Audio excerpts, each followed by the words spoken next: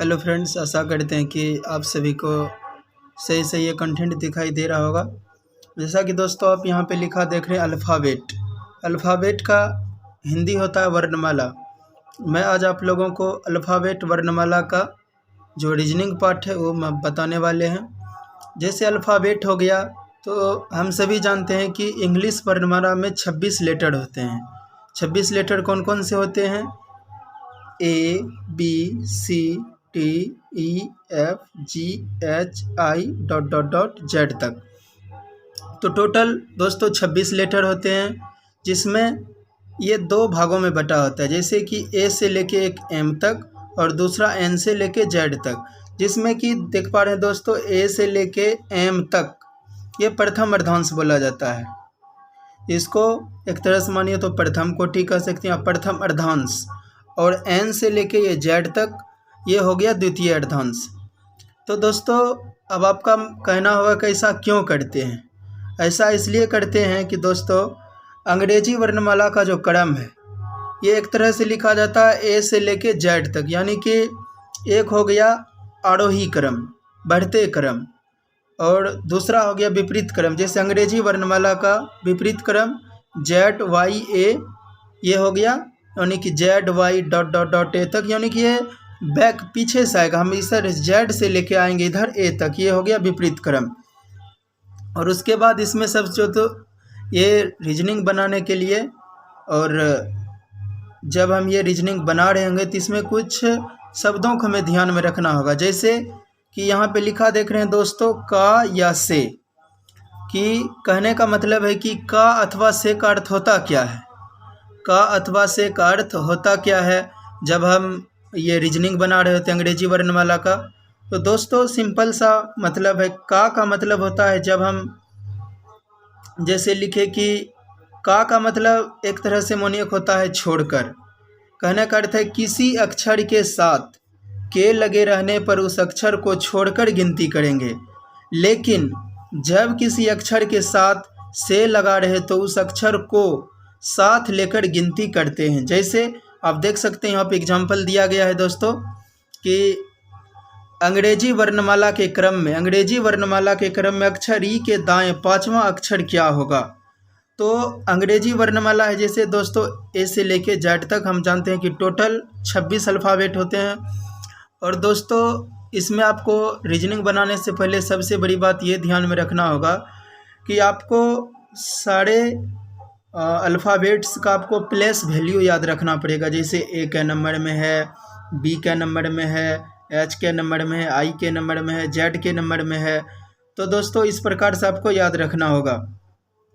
तो यहाँ देख पा रहे हैं कि अंग्रेजी वर्णमाला के क्रम में अक्षर ई के दाएं पांचवा अक्षर क्या होगा? कहने का मतलब अक्षर ये हो गया, और ये हो गया इसका दाईं साइड, और ये हो गया बाईं साइड। तो कहने का मतलब है कि इसमें आपको पूछा जा रहा है दोस्तों कि अंग्रेजी वर्णमाला के क्रम में, देख पा रहे हैं दोस्तों एग्जाम्पल में, अंग्रेजी वर्णमाला के क्रम में अक्षर ई के दाएं पांचवा अक्षर क्या होगा? तो अक्षर ई हो गया, और के का अर्थ आप जानते हैं कि छोड़कर। अक्षर जैसे यहाँ पे ई हो गया, इसको छोड़कर पांचवा अक्षर बोलेंगे FGHIJ। तो इसका दोस्तों आंसर हो जाएगा क्या? जे। और दूसरा था से। जैसे अंग्रेजी वर्णमाला के क्रम में अक्षर ई से दाएं पांचवा अक्षर क्या होगा? अब इसमें दोस्तों हम देख रहे हैं कि आ गया है से। तो अब हम यहाँ देख लेंगे कि ई से मतलब ई को हमको साथ, से का अर्थ होता है कि इसको साथ लेके चलना है। जैसे EFGHI, इस बार पांचवा लेटर क्या हो गया दोस्तों? आई। और जब हम केल बोल रहे थे ई के दाईं और पांचवा लेटर क्या होगा? उस वक्त हम ई छोड़ के तो चल रहे थे, तो ये हो रहा था जे, और इसमें ई को साथ लेकर चल रहे थे, हो रहा है 5। तो दोस्तों हम आशा करते हैं कि आप इसका मतलब समझ गए होंगे कि और से और के का अर्थ ये रीजनिंग में क्या होता है। तो उसके बाद क्या है कि दोस्तों अंग्रेजी वर्णमाला से संबंधित प्रश्नों को हल करते समय हमें किन किन बातों का ध्यान रखना चाहिए? तो दोस्तों यहाँ पे देख सकते हैं, यहाँ पे लिखा हुआ है जहाँ आपसे अथवा आपके लगा रहे अथवा जो किसी छोर से संबंधित हो उसे समीकरण फर्स्ट तथा शेष को समीकरण 2 मानेंगे। तब इसका मतलब क्या हुआ दोस्तों? नेक्स्ट पेज में हम लोग देख लेते हैं। इसका अर्थ हुआ दोस्तों कि जब दोनों समीकरण का दिशा समान हो तो समीकरण 1 में से समीकरण 2 को घटाकर मान प्राप्त किया जाता है, लेकिन जब दोनों समीकरण का दिशा विपरीत हो तो दोनों को जोड़कर मान प्राप्त किया जाता है। इस प्रकार से प्राप्त मान हमेशा समीकरण 1 के दिशा में होगा। तो दोस्तों अभी आपको समझ नहीं आया होगा। इसका कहने का मतलब है दोस्तों कि जब दोनों समीकरण का दिशा समान हो, कहने का मतलब है कि दिशा क्या होता है, या तो ये लेफ्ट होगा या तो राइट होगा, या तो दोनों लेफ्ट हो जाए या दोनों राइट हो जाए। तब क्या करेंगे दोस्तों कि दोनों को घटाकर मान प्राप्त किया जाता है, लेकिन किसके अनुसार? समीकरण 1 के अनुसार।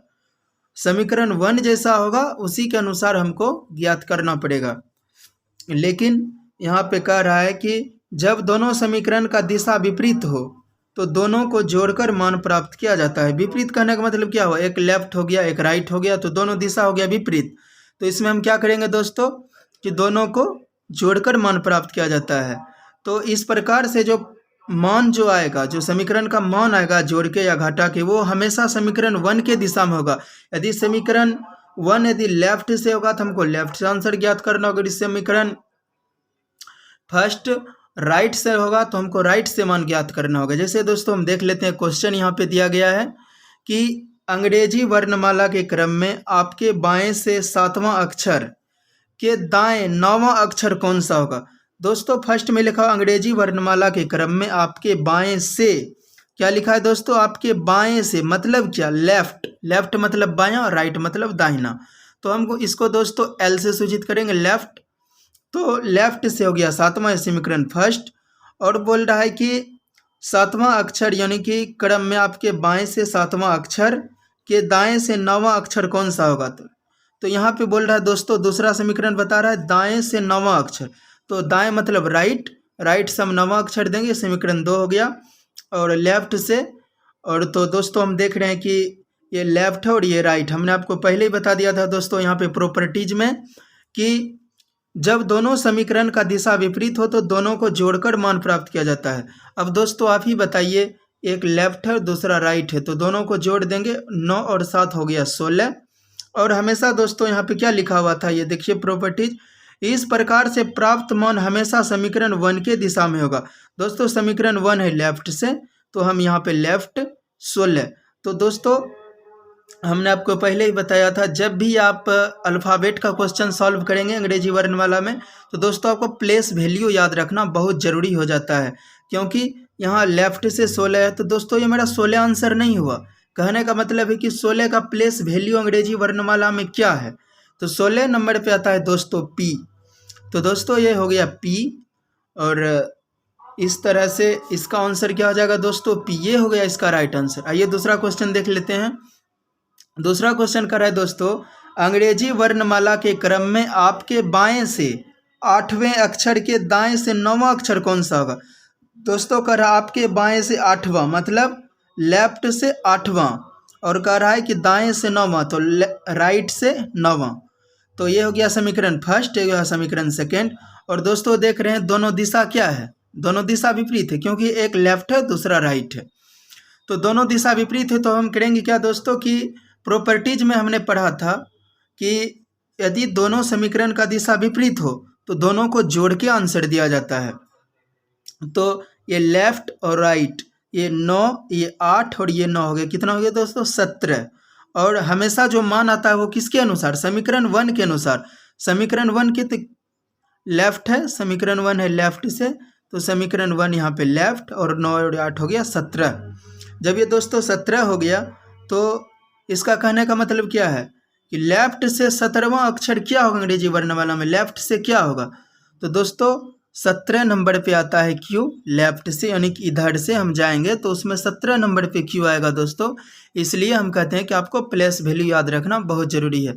आशा करते हैं दोस्तों आज इंट्रोडक्शन क्लास था इतना ही, और इससे आगे आपको धीरे धीरे ये हो गया लेवल फर्स्ट, अब होगा लेवल सेकेंड, लेवल थर्ड। इसी तरह से दोस्तों हम आपको बताएंगे, और कोई सा भी मैथ का क्वेश्चन हो, जीके का भी हो, हम डिफेंस का बिल्कुल अच्छी तरीके से आपको बताएंगे। यदि दोस्तों इसमें आपको कहीं भी कन्फ्यूजन हो, किसी तरह का दिक्कत हो, तो आप हमें कमेंट सेक्शन में आप अपना राय ज़रूर दीजिएगा दोस्तों। बाकी क्लास कैसा लगा आप ज़रूर हमें बताइएगा, और यदि अच्छा लगा हो तो लाइक, सब्सक्राइब और शेयर और चैनल को सब्सक्राइब जरूर करें दोस्तों। जय हिंद, जय भारत।